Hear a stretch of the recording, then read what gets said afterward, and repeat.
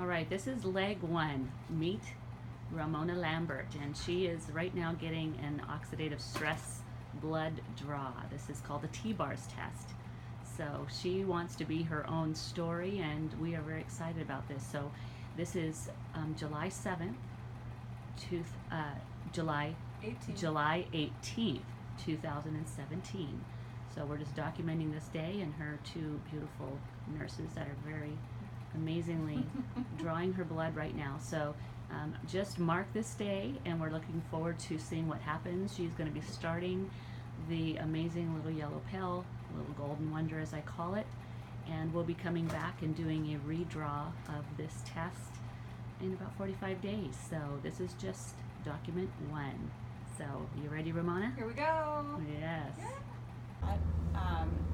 Is there a food allergy? Is there any history of like toxic exposure, more so than just like your average day to day? I mean, of course, we all are absorbed or exposed to toxicity all the time. One of the things that we found on the blood work could potentially explain a little bit of this, and we'll talk about that in a minute. But I do think that from what I've picked up on, there is some stress on your cardiovascular system in particular. Okay. And that might be part of it. But I think eventually, other than just supporting these pathways, like with the protandim or whatever else we might decide to do, eventually I'd like to look more into like, why do you have this? Okay. So that's usually my goal. Okay. So I'll let you finish, and then I'll tell you what my hopeful plan is. yes. I'm recording this. Oh, Okay. This Just is start. just, this page here just shows how their reference ranges work, like what green, yellow, and red are. And Okay. basically, green is within, yellow is borderline, red is outside. And the only other thing that I didn't say is that your glutathione actually was sort of borderline. So that is a pathway that we definitely want to support. Your glutathione is super important. Right, and I don't think I listed it, but I have been taking a glutathione supplement, but I haven't for a while. But I had been prior Okay. to that. So. Yeah. Is it liposomal, do you know? I'll have to go back and check. I can't remember. Okay. A lot of times glutathione is kind of hard to Right. get much out of a supplement. Okay. So this, I decided to just print off for you the information that they give to physicians to help interpret this, because I thought you'd be interested. Yeah. So this is not unique to your result, but it kind of goes through all the potential patterns that can come up and kind of explains what it means. So that might be of interest to you. That'll be helpful. Yeah, thank you. Yeah. As far as the blood work, just a few things. Generally, it looks like you look pretty healthy on paper as far as a lot of your organ function and that sort of thing. It does seem like potentially there's a little bit of inflammation in your cardiovascular system, which kind of makes sense with the blood pressure and with like the lymph issue as well. That is, it could somewhat be related to venous circulation. But your cholesterol is a little bit high. It's not high enough for me to really be worried about it, but it's just a little bit of a sign that something's a bit off there. Usually cholesterol elevation is more due to inflammation if it's not due directly to genetics, or in extreme cases diet, but it's not usually due to like eating dietary cholesterol. Right. No, I get the relationship between cholesterol and inflammation. Yeah. For sure.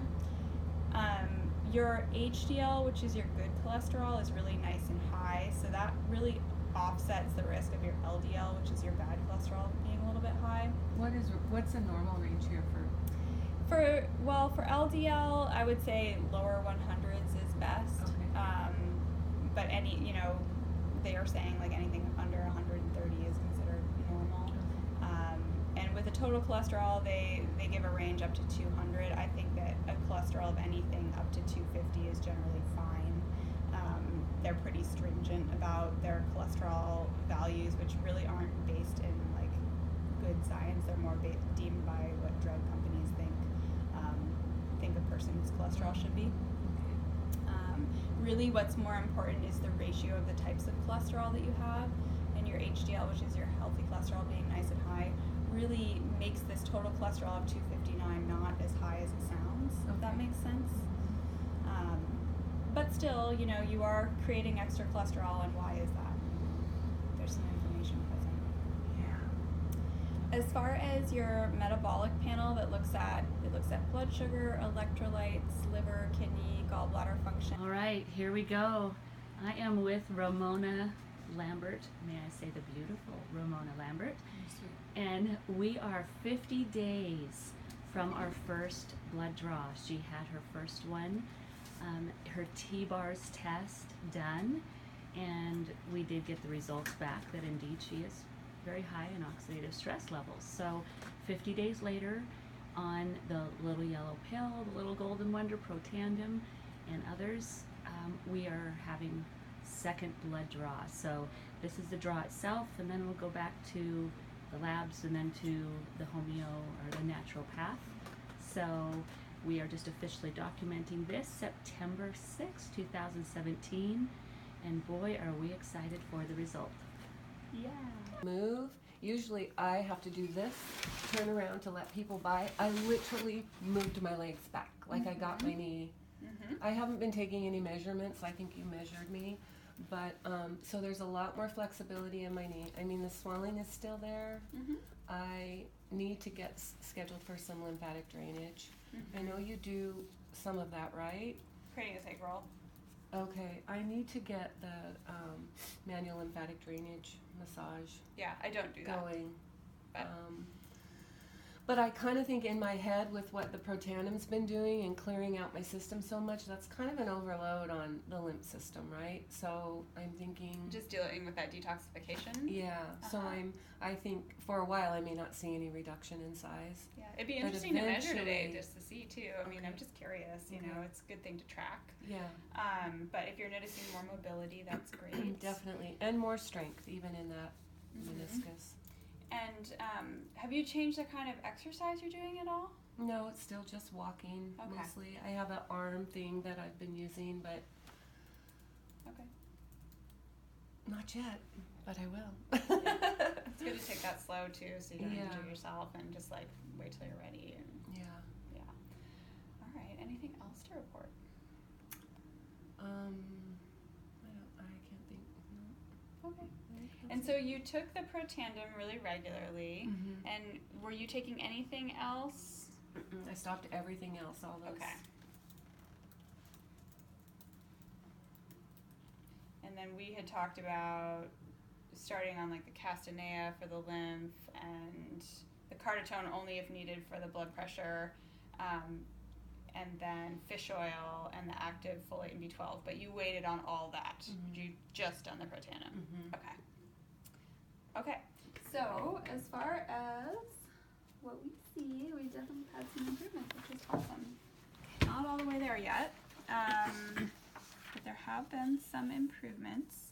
So basically, you know, we're trying to like get into this green zone, you know, and so some things might be moving this direction, some things might be moving this direction.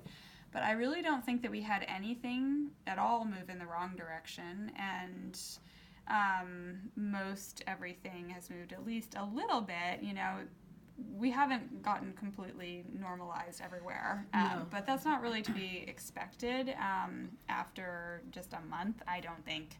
Especially like with the lipid peroxides, they were fairly high, you know. So those went down 2.7.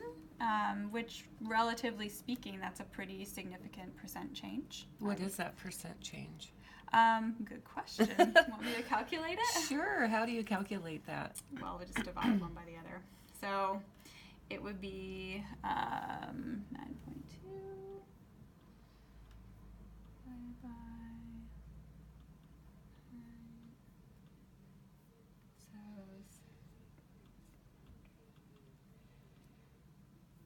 Oh, no, that didn't work. Hold on. Why didn't that work? Using these computer calculators is not the most efficient way to do Is that what we're looking for the percentage of, or? So, Not sure. so it's 0.77, so that's basically 23%.